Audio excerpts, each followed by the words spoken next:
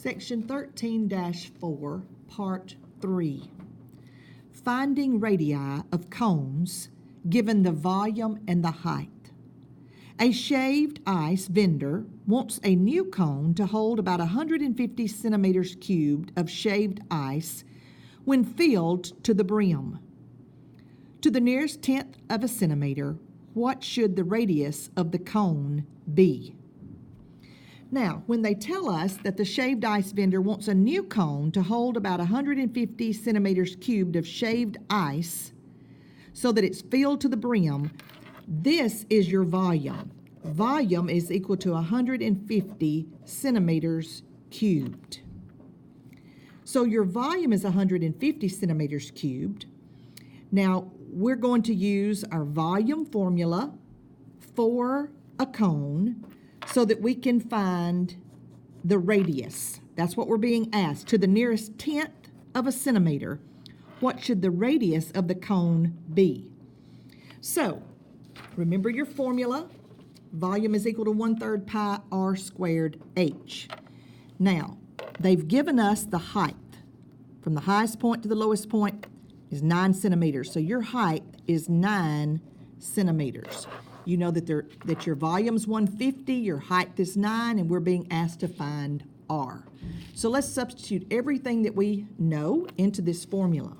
So my volume is 150 equals to 1/3 times pi is 3.14 times r squared, because I'm solving for r, times my height is 9.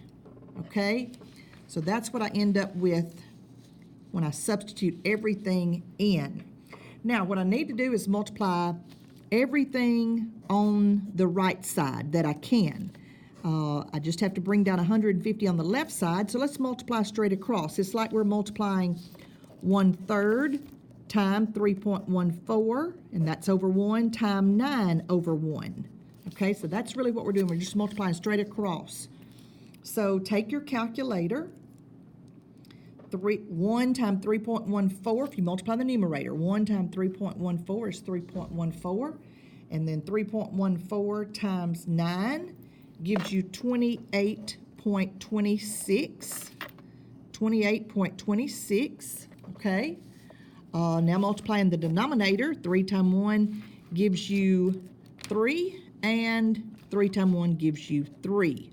So I end up with 28.26 divided by 3. So if we divide that by 3, I end up with 9.42, okay? So when I multiply all my numbers, my fractions, multiplying straight across, I get 9.42, and of course I still have my r squared, okay? So now to solve for r squared, 9.42 is multiplied times r squared. The opposite operation of multiplication is division. So let's divide both sides by 9.42, okay? So if we punch in our calculator, 150 divided by 9.42, I end up with r squared is equal to 15.92356, and it keeps going, okay? So I end up with this. I could approximate that to maybe 15.92 equals to r squared. If I round it to maybe the hundredths there, the 2 stays a 2. So now I need to take the square root.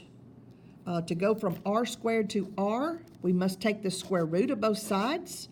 So the square root of 15.92 gives you approximately 3.99, okay?